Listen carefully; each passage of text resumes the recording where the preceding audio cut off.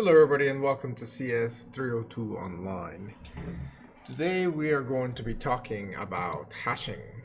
So last time I introduced a concept that I would like to pick up from, and that was the idea of the different phone numbers and the direct access table. Okay, so to refresh, what we did last time is we were talking about the idea of trying to improve upon the insertion, deletion, and access time of any of the values in the data structure, right? And so arrays have a great access time but a poor insertion and deletion time because that's O of n. And then linked lists have great access time, or they have great insertion and deletion time, but not good access time, right? And so from there, we basically introduced AVL trees and other kind of tree data structures that allow us to have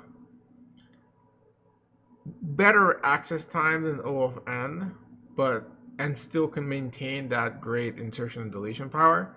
But it's still not ideal. And by ideal, I mean we're still not getting that constant time for those three things, right? And so that sort of introduces the idea as to why hashing is going to be useful, because we're going to try to achieve that constant time and still maintain that insertion, deletion, insertion, and access time. And so the example was, suppose that we have a phone book, and we got a couple of different people in our phone book. We have Jane, John, Kevin, Nick, and Rachel, and they all have their own respective phone numbers. Now we know that two people don't typically share the same phone number. I mean, I guess it's possible if it was like a house number, but we're assuming that they don't typically share it because everybody gets a unique phone number.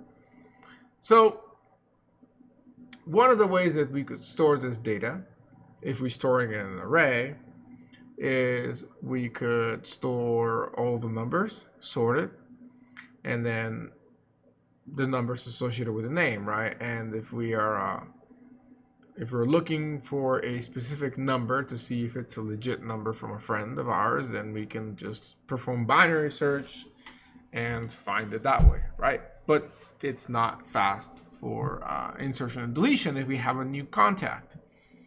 We could also do the linked list. That solves the issue of insertion and deletion, but causes some problems with access time. We could do an AVL tree, and in this case, we can achieve log n, instead of n time for access time, and still have good access and deletion time, but it's not O of 1, right?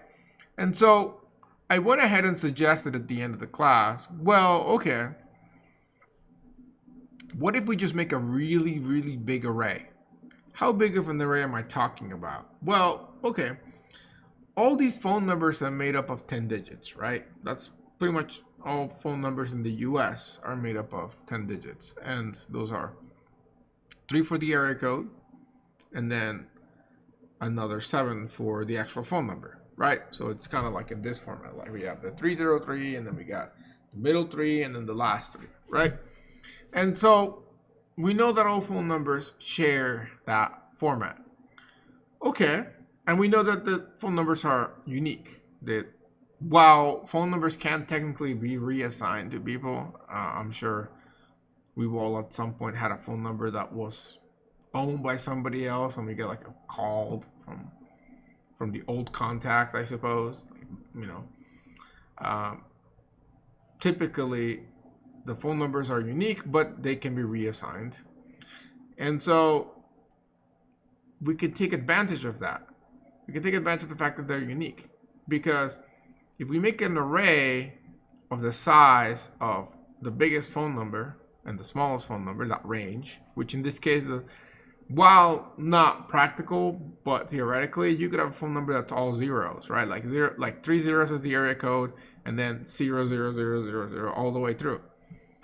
You could also have the maximum number, which would be all nines. So like 999 area code and then the other 7 nines. That could be the range of numbers that you could have, anything in between. So if you make it an array that can fit that, and that of course being an array of the size of, you know, we got 3 digits there, 3 digits there, and 4 digits there, and then put a 1 so that you can fit everything in between that. And all of a sudden, you know, we can call this like array R. All of a sudden now we have an array that could fit all possible combinations of phone numbers in there. Here's the cool thing about this. And of course the range of this goes from 0 all the way until 9999999, right? So that's the range of numbers that could fit there. We know that if we have a 1 as the actual phone book, what that actually represents is a phone that would be of this format, like that, or zeros, all zeros as there. Okay, so essentially, if we do, why would we do something like this? Because now, looking at the phone numbers, we can go ahead and store in that array, at that index for each of the phone numbers that matches, we can just store the name of the person that the phone number belongs to. So I guess what kind of type should we make this array? Well, make it a pointer. Just make it an array of pointers. In this case, I suppose string pointers, right? That way they can point to the different names. So it's a string AR. Now, it's quite a big array, right? We're doing the math that, let's say that those pointers are 4 bytes each, and there is essentially, this is the equivalent of 10,000, or sorry, not 10,000, 10 million. It's of 10 million pointers, right? And if each of those pointers is essentially 10 million or billion, hold on, let me make sure I got it right. So we got 3 zeros there, 3 zeros there, 3 zeros there, and then 2 zeros there. So that is billion, not million. Yeah. So we got 10 billion possible phone numbers, which essentially means that our array is 10 billion string pointers. Now, each pointer is just going to be 4 bytes. Could be 8 bytes depending on the system, but we're going to say 4 bytes. In which case, this could potentially take 40 gigabytes, right? Because this is kilo, mega, giga. So if you were to store this in main memory, you would need 40 gigabytes of RAM. Or if you store it on a hard drive, then that's more practical, right? So that's a lot of space. But let's see at what we achieved. What we achieved is to be able to immediately store and access any of the names from here, right? Because if I want to check whether a phone number belongs to somebody that I know, all I gotta do is access that phone number as the index of the array. And if that pointer is pointing to null, then I know that number is not assigned to anybody. If it's pointing to a string, and I look at that string, I see that that string says Nick, then I know that this phone number belongs to Nick. And here's the thing. Remember, when you're accessing arrays and you're accessing a specific index, that's constant time access time. That's immediate access time. Furthermore, for phones that are not associated to anybody, such as the case of this top one that I was telling you last time, let's say that you know, somebody just got this phone number and that person's name is Timmy. When Timmy gets that phone number, it's a unique phone number again. We explained already why. So all I gotta do is go to this index and then put Timmy's name in there in that pointer. So set it from null to basically pointing to this thing. Dynamically allocate a string, and then just store it there. So I should have no problem inserting any new name to my phone book, because all I gotta do is go to that index and then, you know, set that name to that. Same for deleting. If I want to delete Timmy, Timmy and I broke up or something, then all I got to do is set that pointer to null, and now he's gone. Make sure to deallocate first, I suppose. But yeah, so think about it. We just achieved O of 1 time for access, insertion, and deletion. That's what we've always wanted. And we didn't even have to use pointers. Well, I guess we did, kind of. But, I mean, you could actually just make the array of strings itself. But strings are variable size. So, yeah, we kind of use pointers a little bit. But the point is that we didn't use anything like fancy like AVLs, right? But this is faster. Well, yes, but there's a cost to this. At what cost did this come to? Massive array. I mean, think about it. In reality here, we got what? 1, 2, 3, 4, 5. We have, whether you count Timmy or not, you have 5 or 6 phone numbers. That's taking 40 gigabytes of space for five phone numbers. It's like, if you did this in an AVL, that would be insignificant in space. But now, with this direct access table, which is what this is called, it's going to take 40 gigabytes of space because of how big the array is. So yes, like anything else, there's a pro and there's a con. The pro is speed. You have fast access time, and by fast I mean constant time, pretty much instant time for access, deletion, insertion, all of these things. But the cost comes not in time complexity, but in space complexity, because this takes a lot of space, lots of space.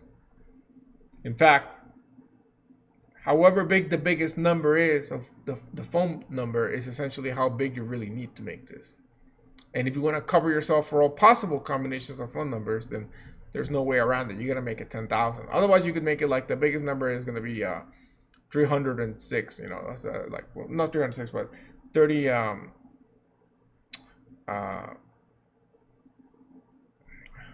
It confuses me because of the fact that you got 4 digits in the last one. But if I put the commas to get unconfused, then that goes in the category of thousands, millions, billions. So if we go for like an array of size 4 billion, then all the numbers we currently have would work with that. And as long as we know that there will be no area code that starts with a number bigger than 4, then this would be okay, and we could actually cut the size of the array by half. But that sort of limits us in that. If we want to make sure that we cover all area codes, then we have to stick with the 10 billion size array. So anyways, this is good. Direct access tables are good. They do allow us to have really fast access, search, and delete, not search. Well, search technically, because all you have to do is check that index to see if something is there or not. Yeah, you don't need to sort the data either. Like you just put things in, and then you just check an index to see if it's there. And if it is, then that means that it's there, and you need to search for it, right? So I guess suppose in a way, yes, fast search as well. But the big cost being that the size of this massive array has to be at the very least the size of the biggest value. But potentially the range of the number of digits in the biggest value. So this is good, but it has that big limitation, right? So what can we do to basically have the advantages that we're looking at here with the direct access table, but not have this massive cost of space? And so that's where hashing is going to come into play. Because let's look at these numbers and see. We don't technically need an array of size 10,000 for this special example. Again, we only have 5 or potentially 6 phone numbers. If we look at these, and I'm going to go ahead and actually just copy this down back to today's notes now. If we look at the numbers that we're trying to store,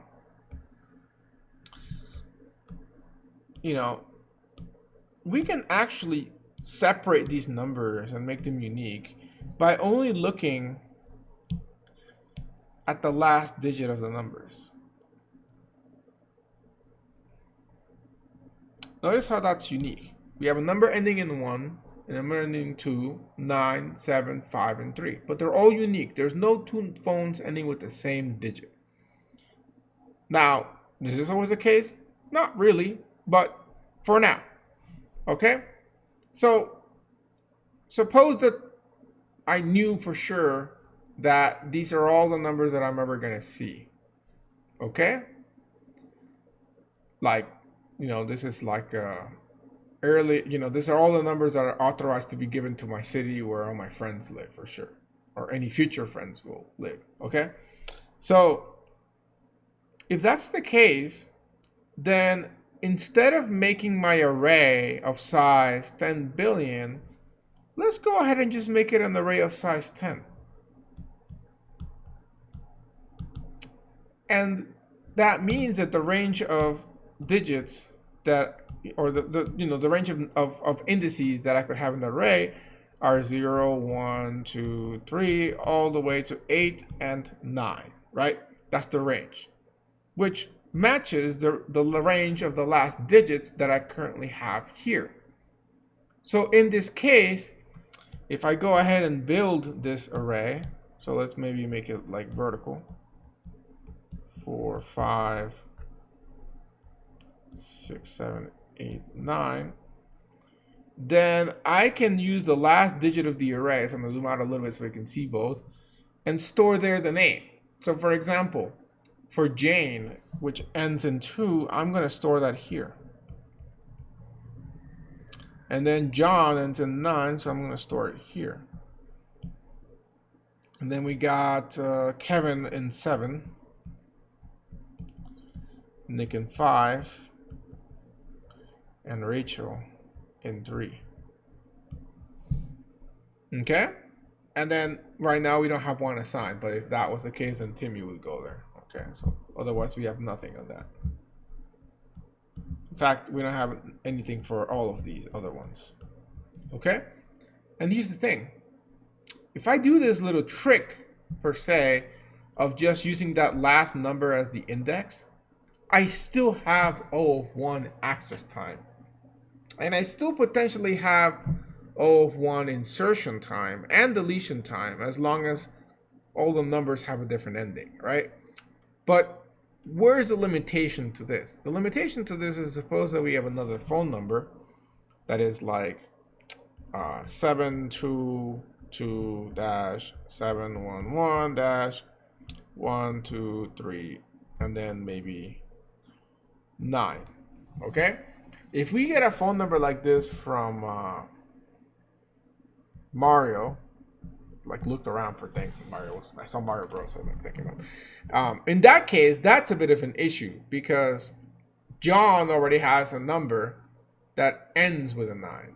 And so now it's like, okay, who do we store here? John or Mario, or can we store both? This is what's known in the hashing world as a collision. And it's a bit of a problem because kind of ruins our nice and perfect table, right? So that is the only issue with not using the entire phone number as the index of the array. But then again, of course, why do we do that? Because now this array of size 10 is going to take like 10 times 4, 40, like 40 bytes versus 40 billion bytes, right? Okay, but now we have this issue. So how could we solve this? Well, we could make the array a little bit bigger, right? We could maybe make it our array of size 100, and instead of looking at just the first digit, we could look at a combination of the first and second digit. Why do that? Because now, again, every phone number is unique. We got 39, 11, 22, 29, 17, 85, and 13. And the collision that we had between Mario and John is no longer there. So that's one solution at the cost of making it bigger. So now it's not going to be 40 bytes, it's going to be 400 bytes, which is still a lot less than 40 billion bytes, right? So that's one thing we could do.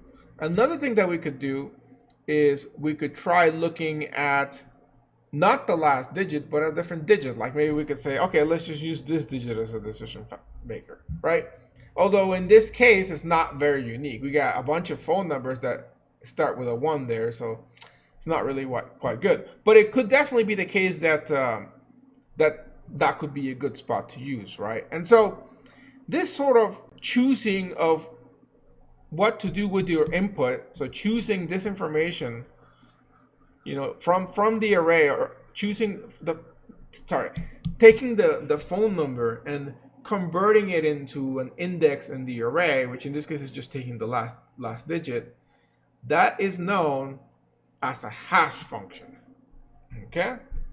In fact, the hash function that we're currently using here, which is known as h of x, is used to define what index in the array we are going to store the name. And that array doesn't go by the name array anymore, it goes by the name of hash table. So a hash function takes the input, feeds it to the function, to the hash function, and then the output of that is the index to store something in the hash table. In this specific instance, the equivalent of taking the last digit of the phone number for the hash function would be something of like h of x is equal to x mod 10, because that's essentially what we're doing. Mod 10 will give us that last digit.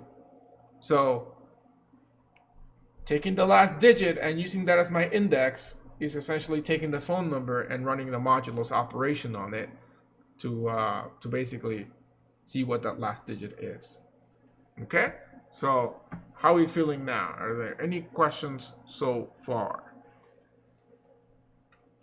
You guys are very quiet today.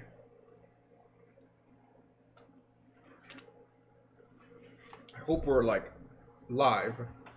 And I'm not just, I mean, if we're not, I guess I'll upload it anyways, but still. Okay, well, yes, we are live. Okay, great. Thank you. All right. So, yeah, basically, your hash function is your magic formula to take your input, and then the result of that should be an index of the array. Now, your hash function, in this case, is very simple, but yet quite useful at making everything fit in a nice spot. Again, if we wanted to change the hash function to use the 2 digits instead of just 1, then all we really got to do is make it, instead of a mod 10, to make it mod 100. Bam! Now we made it take 2 digits. So that's a quick trick you can do. But your hash function is not limited to that. In fact, hash functions are an art of themselves. Taking data, such as a set of numbers, and then mapping those numbers to specific spots in the array, which is the main purpose of the hash function, is not as simple as it seems, because while here it's like, oh, okay, cool, you know, these numbers are pretty unique within themselves, you'll find a lot of the times, imagine that we have numbers that are really, really close, with the exception of like 2 digits, right? There's no easy way of applying a simple modulus to separate them. So you can apply a lot of different math operations to try and separate the numbers and then to give you different indices, because the idea is to avoid collisions, you know, to avoid 2 numbers mapping to the same spot. However, as we will talk about, there's a lot of ways that you can handle collisions, known as collision resolution. Okay, but before we get there, let me see. I have an example. No, I don't think I want to do that example.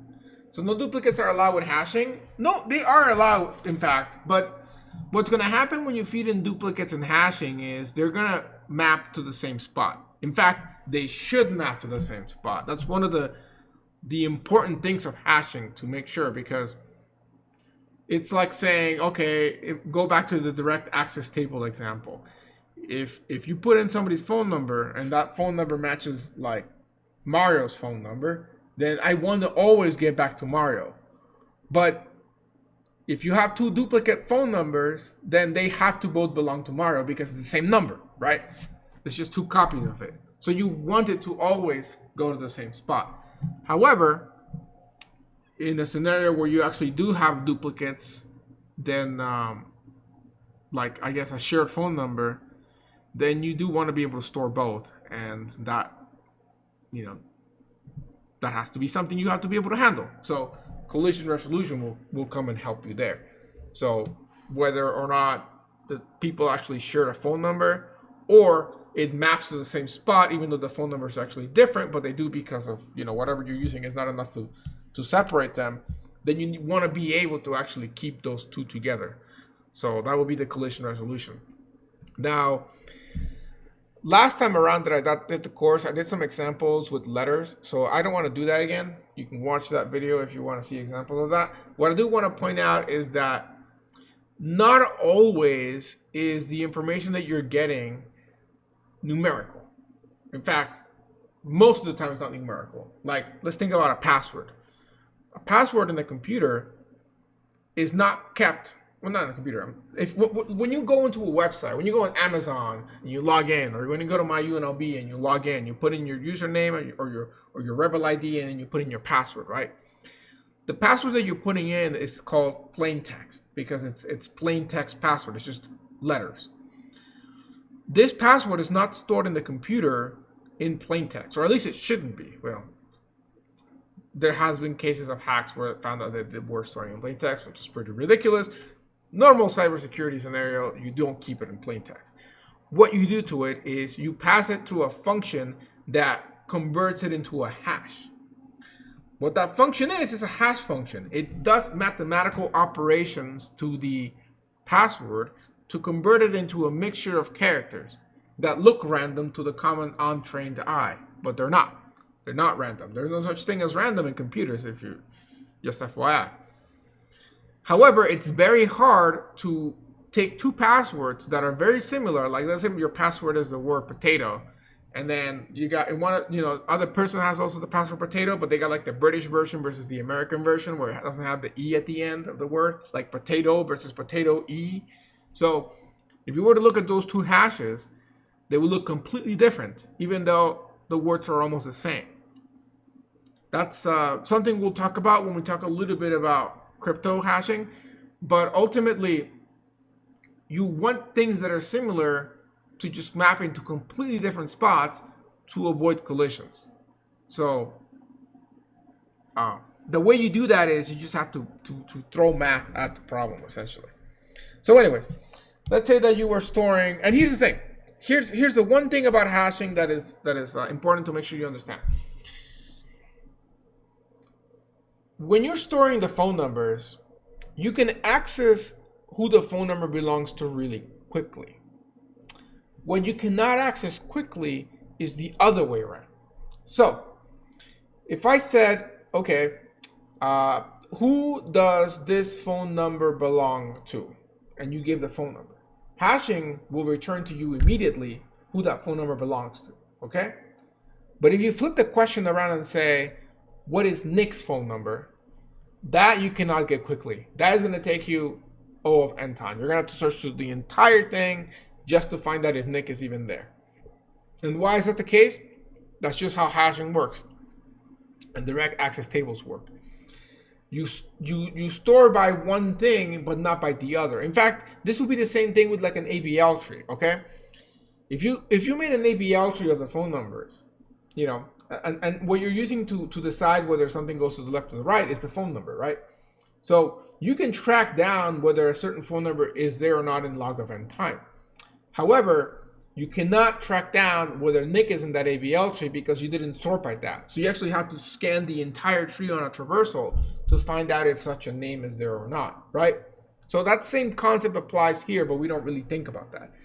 You could make an entire different hash table that is hashing on the name and not on the phone number, so that you can quickly search whether a specific person is there and what their phone number is.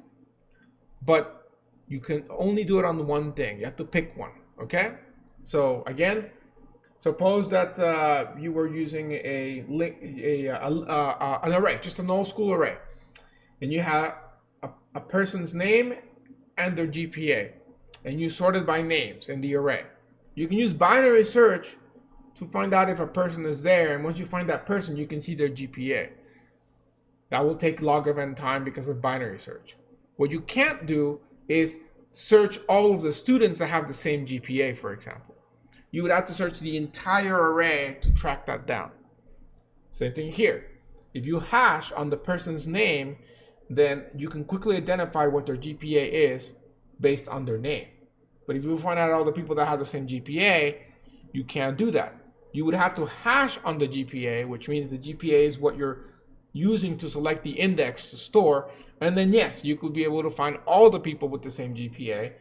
But then if you wanted to find out whether somebody is in your student records or not, then it wouldn't work. Okay? Could you use a 2D array? I'm not sure what you mean by that, because I said a lot of things and there might be a delay in the chat, so I don't know which one you're meaning. But what I'm saying is you have to choose one piece of information as your hash, as what you're going to hash on. And then the other pieces of information are associated to that piece of information, but you're searching on that. So like, if it's a phone directory and you want to search by phone number, then you hash by the phone number. If you want to search by name, then you hash by name. Okay? So you can't do it by both. You have to completely separate hash table. Okay.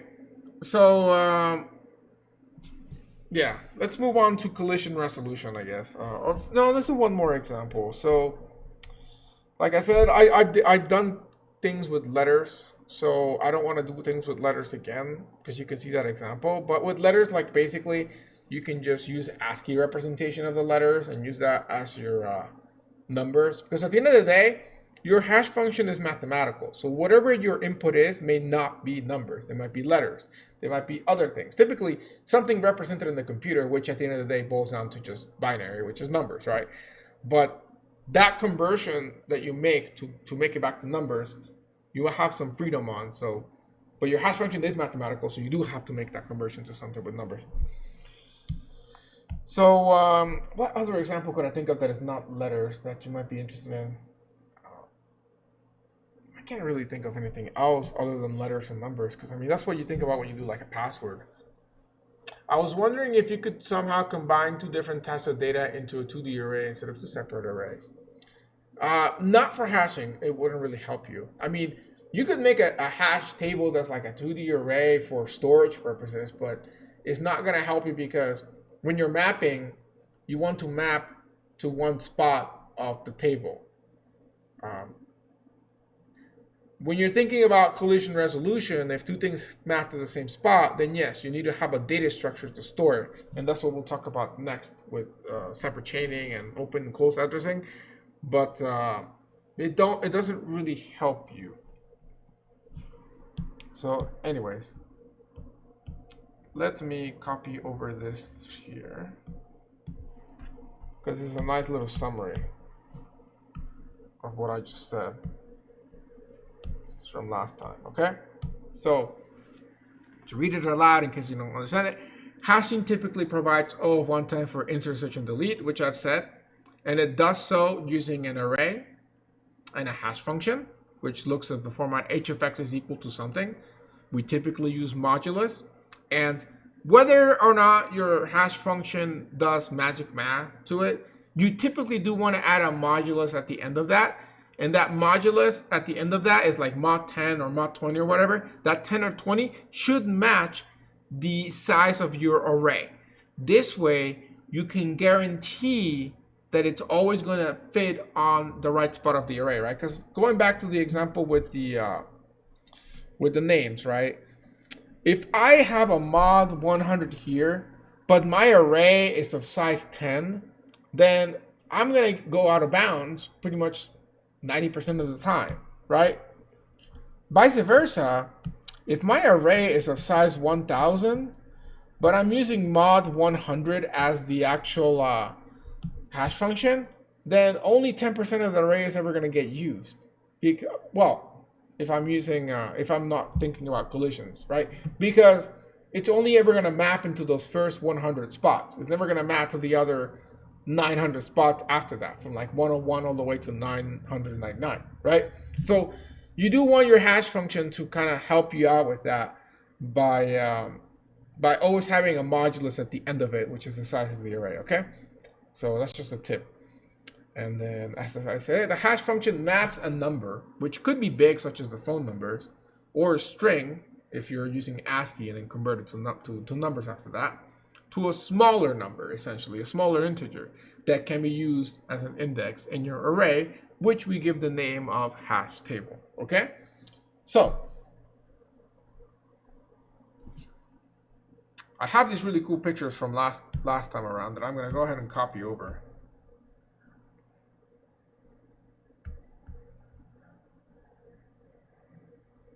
If I can achieve this. This is not easy copying this. There we go. Come on. Give me 1 second.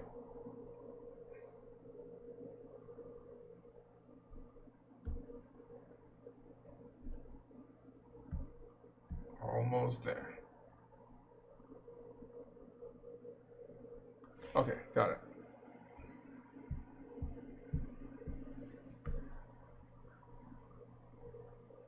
It's too beautiful of a picture not to use it, you know?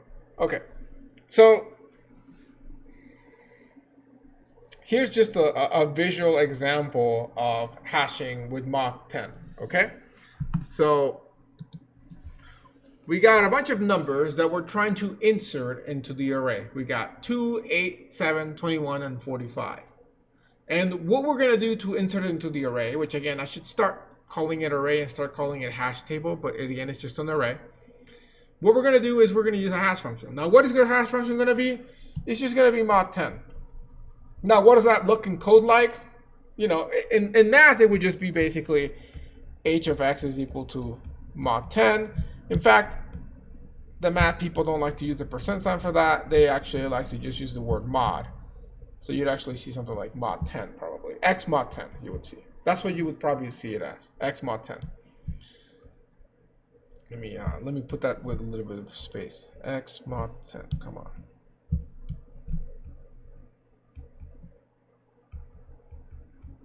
H of x is equal to x mod 10, right? But what that looks like in code is basically this down here. Okay? So let's kind of walk through those just to make sure. So the 2, you feed it into the hash function, but 2 mod 10 is just 2 again, and so it goes into the second spot of the array, as you can see here, right? The 8, on the other hand, is going to go to the mod 10, and instead is going to go to the spot of 8, right? Because 8 mod 10 is just 8. Same thing with 7. The 7 is going to go into the 7th spot. Where it gets interesting is the 21 and 45, right? Because the 21, when you do mod 10 on that, you know, that's actually going to give you a remainder, right? So what is that going to give you a remainder of? Well, it should give you a remainder of 1. So this is going to actually map to spot 1 over here, right? So this, well, let's pick a different color. This one should map here.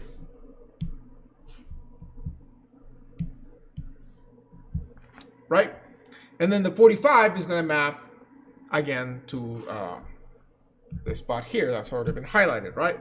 So just you know, it's a nice little picture so you can see what happens. So for example, let's put in another number in here. Let's say that we wanted to map a 22. Okay, this one is going to map the same way as the 2, and that's where you're going to have a collision, right? Okay, but before we get there, let's see the other hand, which is searching for something. Okay, so we got our numbers that are stored in. So I put them here, all 5 of them, except for the 22 that we just added. So let's get rid of the 22. So we got that. Then this is what it's currently looking like as stored. Okay, so let's talk about how you actually find things. So let's say that you're looking for 21. Okay. The way that you try to find something is you still use the same hash function. So you take the value that you're looking for, you feed it to the hash function. So in this case, you're asking, is 21 found? So you do 21 mod 10, which is going to return to you as index of 1. So then you go to that index and you return that value if there's something valid there. In this case, there is something valid there. So that means that 21 is indeed found. In fact, you don't technically even need to store the 21 inside of the array. You just have to basically mark it as full. In fact, there's when you look at like a hash implementation on Python or all these other programming languages, you typically see that they're pairs. You have your key and then you have your value. Okay?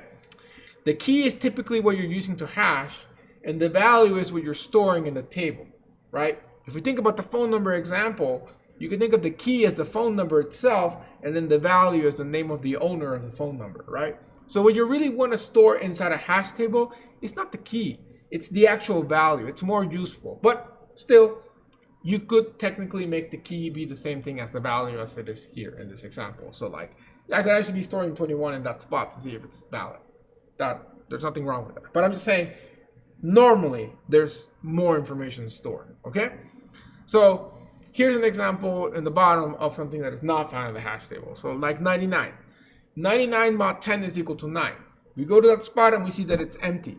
Because there's nothing in that spot, it means that the hash table does not contain a 99, because if it did, it would have to be there. It's impossible for it to be anywhere else in this format that I'm showing you, where things just kind of map to that spot. And there's no moving of things when there's collisions, okay? So that's just a nice little example, okay? But now, let's talk about inserting that number, the 22, or in this case, I have a 21. And let's talk about collisions, okay? So let me copy that one over.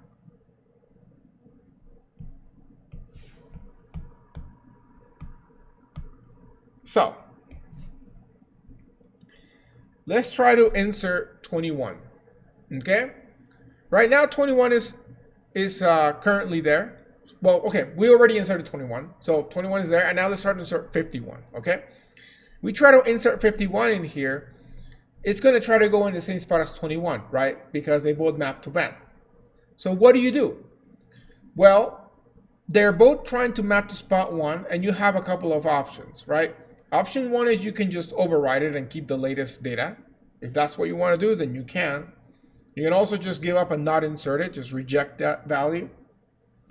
Or you can try to keep track of both of them in there by doing, I guess, what you're trying to say, maybe like a 2D array or something, right? But there's no easy solution, because the overriding or the inserting, as I say here, is data loss. So you don't want to have data loss. And then the 2D array thing, you know, it's gonna start making the hash table bigger, right? Because remember, the whole reason we're not using a direct access table, which, by the way, when you use a direct access table, collisions are impossible, right? Because like you have all the possible phone numbers in there, so there's no way that two phone numbers map to the same spot, because they would have to be literally the same phone number, right? Here they can, because you're not using the entire phone number, you're using a part of it per se with your hash function, right? So here it's more possible that a collision can happen. In fact, I don't think I have to prove to you that the smaller the hash table is in relationship to the range of numbers that could be put in here, the higher the chance of a collision, right? If I have a hash table of size 50 and I have 52 items to insert, it's guaranteed there's going to be a collision, right? Because I mean, there's 52 items, there's 50 size 50, things will collide. In fact, more things may collide than just two things, but at least two will collide because they don't fit, right? So, what do you do when you have a collision? Okay, when you have a collision, you have a couple of choices or options that you can do. Those options are known as open and closed addressing. I always get them confused, so I prefer to call closed addressing as separate chaining, but they mean the same thing. And then open addressing is the other one, okay? So what is closed addressing? Well, closed addressing would be the concept of when two things collide, you keep them both in the same spot. you start sort of growing a list there. Now, how you grow that list is up to you. You could do a linked list. You could do an ABL tree if you want. You could even do a heap. You could do whatever you want. You could do like a dynamic array actually too, but I don't really see that being a thing. Linked list is typically the one that people use, but ABL is technically faster. In fact, a hash table in Java, I believe, uses an ABL tree for this. But here, let me copy over the definition for this.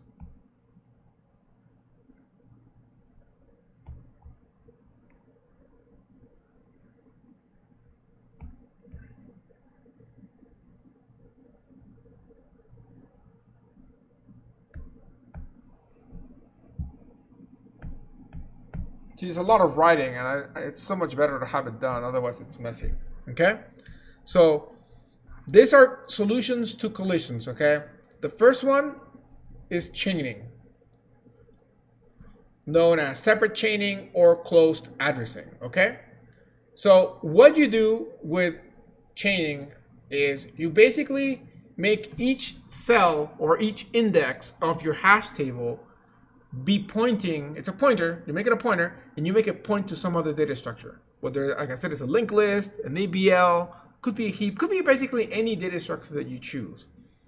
You could, in theory, make it point to another hash table, but that's not quite very efficient because you would need to rehash, and you could just do something known as double hashing.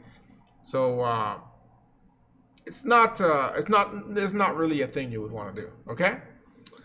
So that, I guess, answers the question that I had here, actually. Forgot I had that as a question.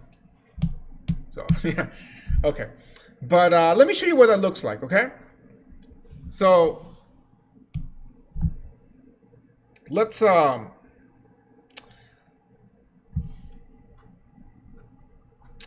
just pick random numbers. So let's just put a bunch of numbers here. Last class, I can see here the example that I did last time around, so I'm going to choose different numbers in this. So, or you guys can just give me numbers in the range of 0 to 100 maybe, and I'll put like 5 or 6 of them here. Otherwise, I'll just start putting some of them. So I'll put 42. Maybe I'll put 68. 3. Okay. Other ones, I see a picture of a dog. That's not a number. 75. Okay, we need lots of more numbers in here, guys. Just spam numbers. 8, 47. Maybe like 3 more. So 96. 0 and 23. Okay, perfect. I think we should be good now. All right. So, okay. So what we're gonna do is we're gonna insert this into a hash table. Oh yeah, one more. 55. Sure. We're gonna insert this into a hash table, and we are gonna choose to do that mod10 as our hash function. Okay. So let me go ahead and draw the table itself.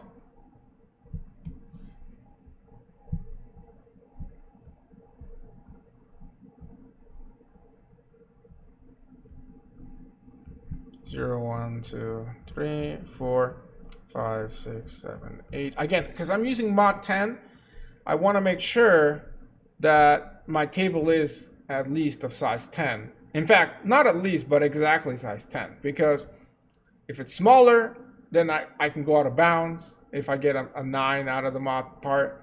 And if it's 11, then I'm wasting that last spot because it's never going to actually map there, right?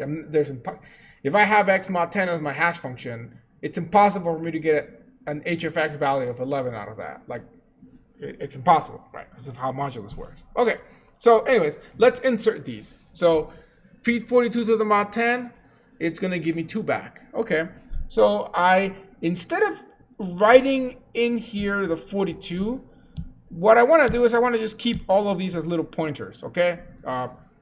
Node pointers, because we're gonna insert it into a linked list, okay? So I'm just gonna put that arrow to a 42 here, okay? Cool. All right, let's insert the 68 now. 68 is going to go here, so I'm going to put it here. Not exciting yet. We put a 3 in, not exciting. 75 goes here. The 8. Okay, that one gets exciting. Okay, so we have our first collision of the day.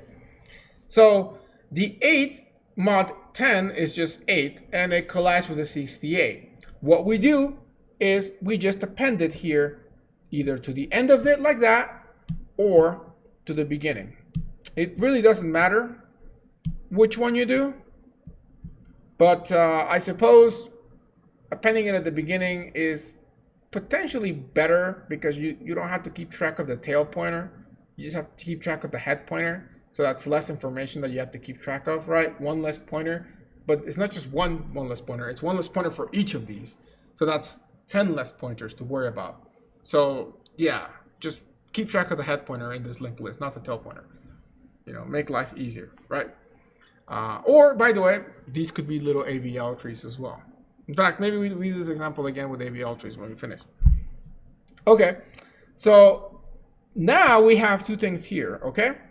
So that solves the insertion part, but you know, we'll see in a second for the retrieval part how doing this affects that access time of O of 1, right?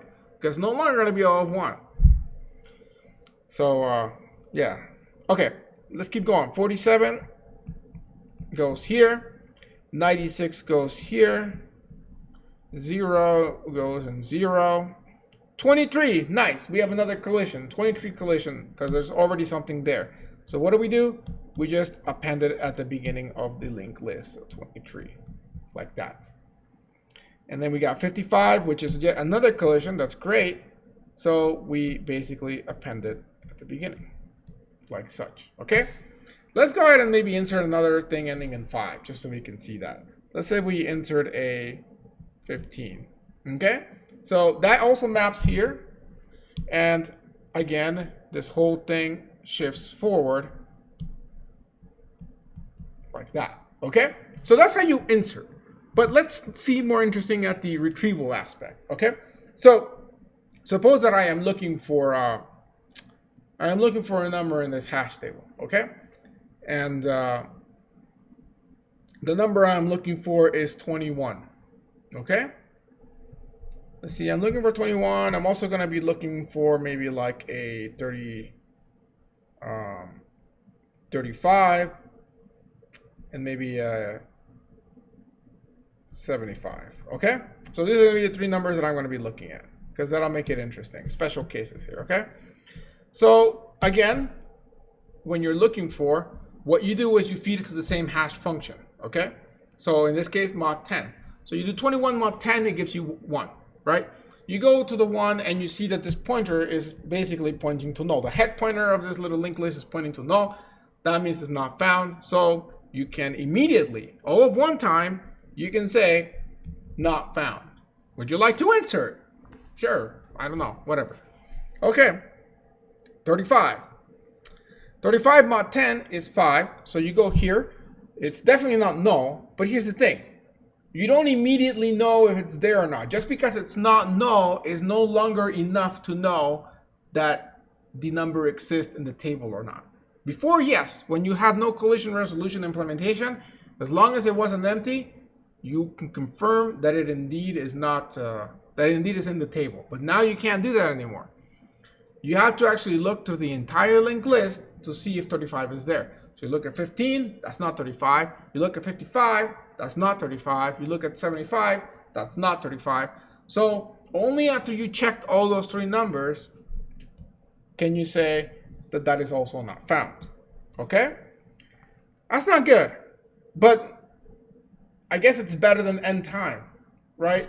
And so here's the thing. What do you think the time complexity of that operation actually is? Is it log n? Is it n? Is it still constant time?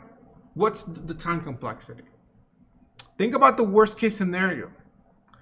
The worst case scenario is you have this big, beautiful hash table that is like size 100. You have this amazing hash function, or at least you think it's amazing. That's right, O of n. You have this hash table that you think is amazing and this hash function that you think is amazing, but then somebody decides to insert all numbers ending in 5, and they all end up mapping to the same spot. And then you're looking for a number that just ends in 5 as well, but it's not the one that you have.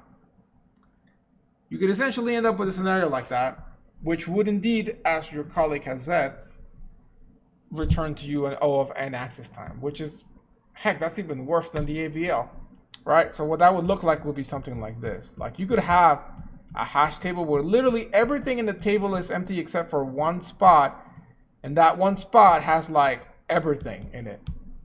And so you went from this super amazing idea of O of 1 in hashing to O of n, right? Could you improve this a little bit? Sure. Instead of using a hash table, or sorry, instead of using a linked list, you could use something like an AVL tree, right? And in the worst case scenario, if yet again everything is mapped to the same spot, well, at least that's a little AVL tree, you know, and it's balanced. And then that means that now in the worst case it's log of n. It's better than n, but it's, you know, it's not O of 1. So what do you need to do then? What you need to do really there is you need to reconsider your hash function, because it's clearly not evening things out. A good hash function is going to map your input into different locations of the array, ideally evenly. But easier said than done, right? And then, you know, because it's not perfect and you may still have a couple of collisions, then sure, you can do the AVL tree or the linked list. But again, that's more of like a solution for like a couple of things versus like, you know, relying on it. The big thing is to make your hash function actually good. How do you do that? That's beyond the scope of this course in reality. But it's a question that a lot of people have asked themselves, because one of the theories is that if you can make it look like it's random, you know, if you feed it some input and it looks random, and like I said before, you know, with potato, you know, you feed potato or you feed potato E with the end at the end of it, and it gives you completely different spots in a hash table. That's good. That's sort of the random that you're looking for, because that makes it be sort of even, right? But that's a big problem. I mean, people do things like MD5 checksum, which back in the day was really great, and then people cracked it. So like, it's a really hard thing to do. So I'll leave it at that. So anyways, I'm gonna erase all of this stuff. Okay. Finally, we're looking for the 75. That one, again, you look at 15, you look at 55, and then you look at 75. You see a match, you're good to go. Now, again, in actual real-world application, you don't usually just keep these numbers in here. These numbers are your keys, and they also, there has to be some sort of value associated with them. Like maybe you're storing these numbers which represent like, oh, these numbers look like ages of people, and then you also want to store their names. And that way you can map all the people that have, you know, like you can access everybody that has the same age or something. So the way you would do that in here is instead of just keeping the value, the number itself, instead of keeping the number itself, then you would keep it as a pair, a value pair. So you'd be like 15 and then like John or something, okay? So that's my recommendation there. So anyways, this is known as separate chaining or closed addressing. They both mean the same thing. The word chaining kind of stems from the idea of having like a linked list, and these are all different chains that are coming out of each of the locations in the hash table. The name closed addressing comes from the idea that when you have a collision, you do not change the location where something hashes. You keep it the same, you just store multiple things in that location. So that's why it's called closed addressing. Open addressing, on the other hand, what you do there is you actually are flexible where things hash at the cost of a lot of things that we'll see in a minute here. But before I get there, I want to make sure that there are no questions on closed addressing. You guys have any questions on that? And while you figure that out, I can actually copy and paste the definition of that one.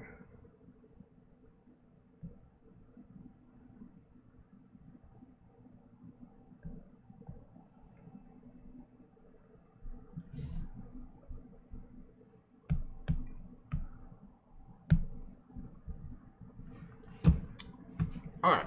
So again, close addressing. You always hash to the same spot. You just kind of figure out a way to keep multiple things in the same spot, which is a linked list or a ABL tree typically. Those are the two regular options. You don't typically use dynamic arrays there or vectors or things like that. They don't typically use them. You could, I guess, in theory, use like a vector in there. But like I said, what I've seen is like Java with their hash, they use an ABL. So that must be the good way. I don't know what Python actually uses. Yeah, I don't know.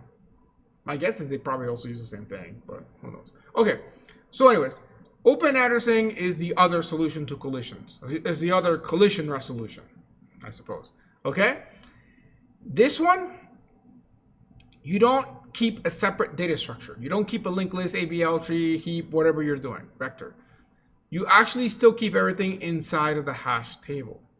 But what you do, as the name implies with open addressing, is that if the spot that you're trying to insert is full already, what you do is you look for another spot in the table where you can insert. Now, you don't look in a random fashion. It's a pretty well-defined method, and that method is called probing. You probe for available spots in the hash table.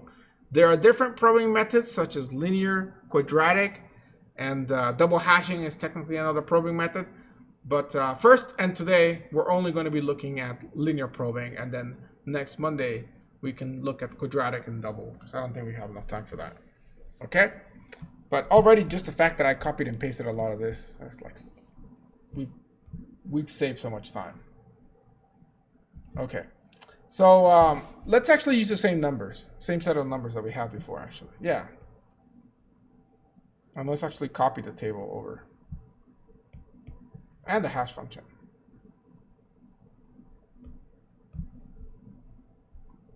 And like I said, I have other example with different numbers. Last time I taught 302, so you can definitely go check that out if you'd like to see another example of like of chaining, you know. So that's my advice to you. And there's also the VR lecture too. Okay, so let me just show you how it goes, and then you kind of just get a feel for it, okay? So let's just start inserting numbers. Although, yeah, let's just do it this way. We have a bit of an issue here with the number of numbers that we're inserting, but that's okay. I like you to kind of see that, because then you'll see the pros and the cons between this and the other method, okay? So, all right, let's start. So in this case, things are actually inserted in the table. There's no linked list next to it, nothing like that. So if there's no collisions, you don't notice a difference actually. So let's just kind of go in. So 42 will map here. 68 will map here, because again, we're doing the mod 10. 3 is gonna map here. 75 is gonna map here.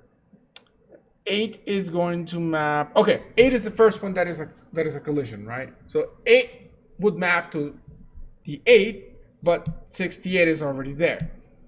In separate chaining, we would have basically kept making a chain horizontally there. Right now, we're going to be using one of the collision resolutions of open addressing known as linear probing. What linear probing tells us to do is quite simple actually.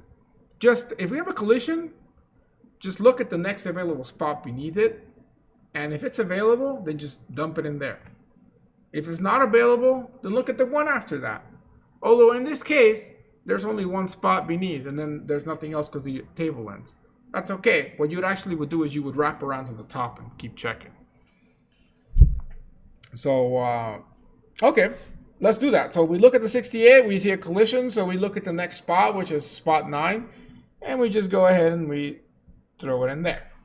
Now, already you should be like, oh no, this is scary, because like, If we were to insert a 9, we don't have actually, surprisingly enough, we don't have any digits that end with a 9. So that spot would never get full. But if it did, we just screwed that over, even when before it would have been okay, right? So already there is like one of the issues with linear probing, okay? But anyways, let's keep going. We at least solved that issue. And again, we'll talk about how we retrieve the data in a minute. We're just inserting for now. That's what I was going to get to actually in a little bit. You're right. And that's why I was saying like, oh man, we got a lot of numbers in here.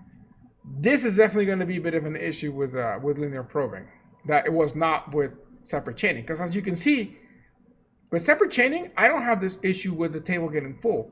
I could have inserted a billion numbers into this hash table. Would have been quite efficient, you know, because a billion numbers with only 10 spots.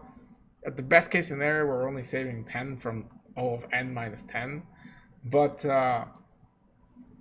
not the best case. The best case would have actually evened it out, but divided by 10. But n divided by 10, still n, but you know, we don't have this problem with separate chaining, right? You can insert as many things as you want in your hash table. Here, as you already are seeing, that's going to be an issue. So yes, let's run into that issue. Okay, so 47, that maps at the 7. That's easy. 96 maps at 6. That's also easy. And the 0 goes to the 0. 23 collides with the 3, but we look at the next spot beneath it and we just throw it in there. Okay. We got the 55. The 55 would go here, but it's already taken. So what do? We check the spot beneath it and see. Well, that's already taken. Okay, just keep checking. 47 is taken. 68, 8. Go all the way to the 0. That spot's taken. Spot 1 is not taken. Great. We're just going to dump it in there. Bam. Okay, cool. Now we go to the 15. That's where we're going to run into problems, right? Because the 15 would go in spot 5. So what do? We check 6, 7, 8, 9. Go back to 0. 1, 2, 3, 4. And finally, we wrap all the way back around to the starting point. That's the sign that the hash table is already full.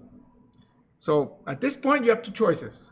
Choice 1 is, sorry, table is full, cannot insert, please try again later. That's one option. The other option is to do something known as rehash. And I don't know if that's an official term, but people told it to me that way. And the idea is make a bigger table and make a new hash function to take advantage of the bigger table, and then insert everything again. And that's the thing about it. You can't just copy and paste. Like it's not like when you're making like a new array that is bigger, and then you just like write a for loop and copy all the elements in the same index. No. When you rehash, you have to actually take the values out, feed them to the new hash function, and then map them to the spot that the hash function tells you to. So it's a very expensive operation, actually. But yeah, that's the disadvantages of open addressing. It's a disadvantage, but it's also an advantage when you think about it. Because here's the thing. Open addressing guarantees that if there's a spot in the table open, it will find it and it will fill it. Like, think about the other one here. In this method here with the separate chaining, we do have the advantage that we don't have this issue of running out of space. However, this is not the most efficient of scenarios because we have 1, 2, and 3 spots of the table being unused. And at the same time, we have 1 spot with 3 items in it. That's not ideal. Like, ideally, we should have like all the spots full, and then at the worst case, like two items in 1 spot, right? Like, that way, everything fits, but one of them is double.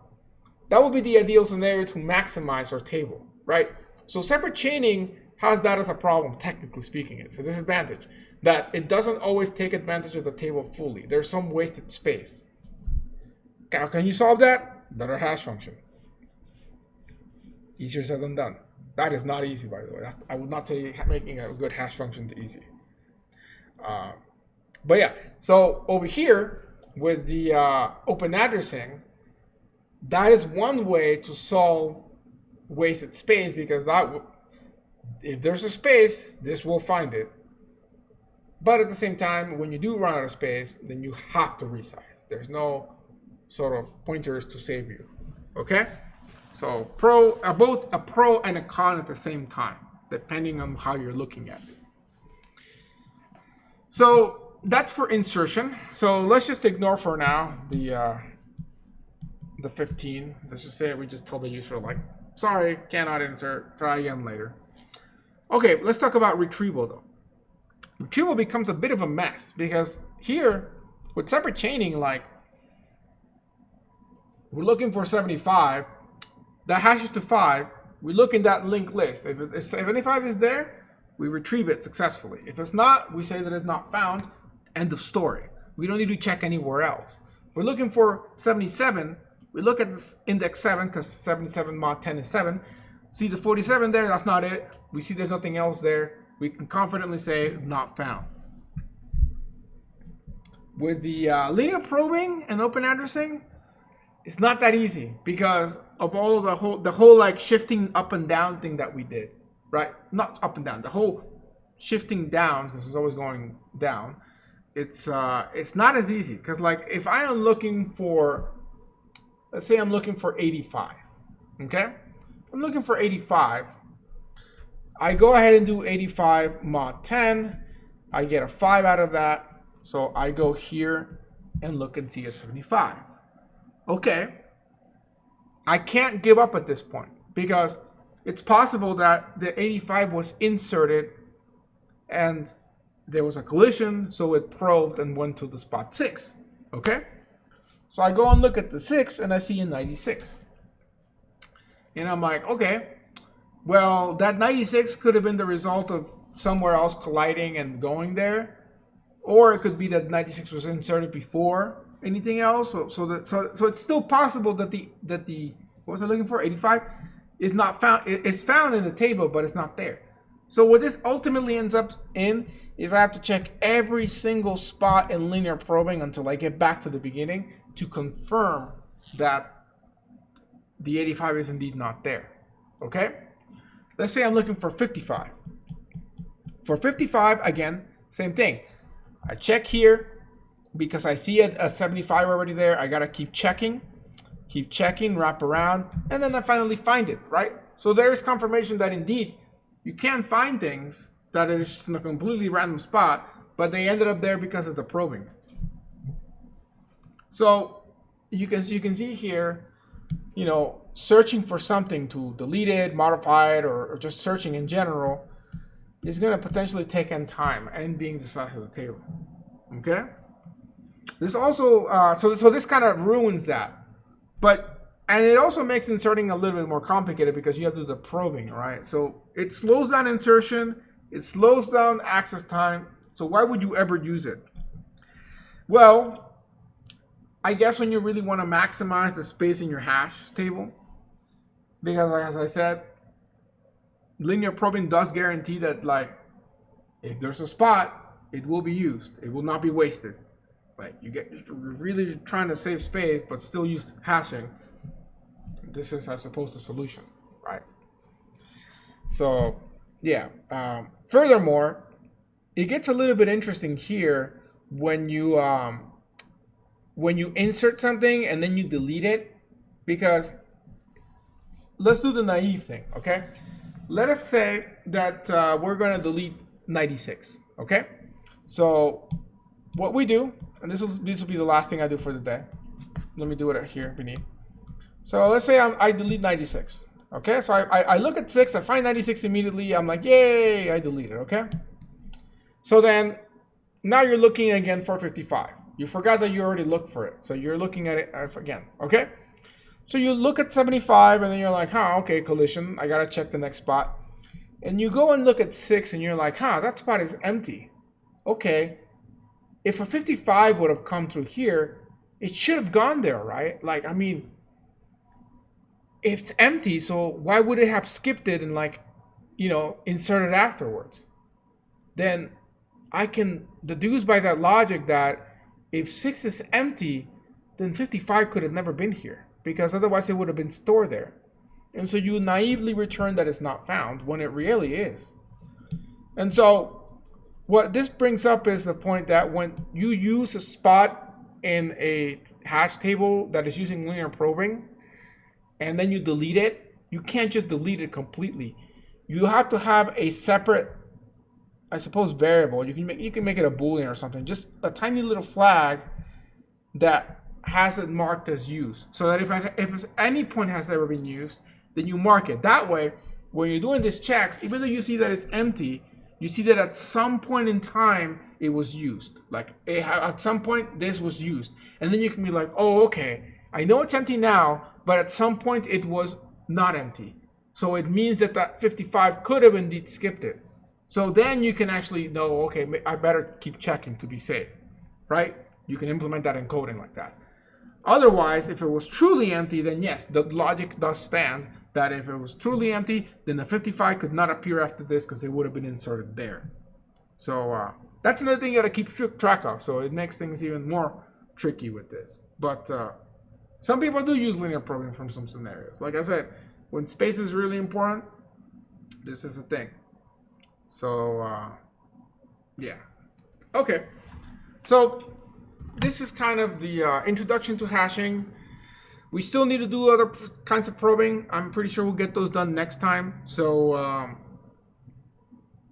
that pretty much will be the conclusion of hashing. So I'm pretty sure we'll finish hashing next class. And if we don't, we'll finish everything. Whatever we talk about next time is what will be on the test. That way we can have most of the hashing on the test. I do have on Canvas a hashing references thing, where I have a bunch of different links to the information about hashing and like open and closed addressing and those things. So I do recommend that you check those out. So yeah, check them out if you need more information. And you can also check out the last semester's lecture as well.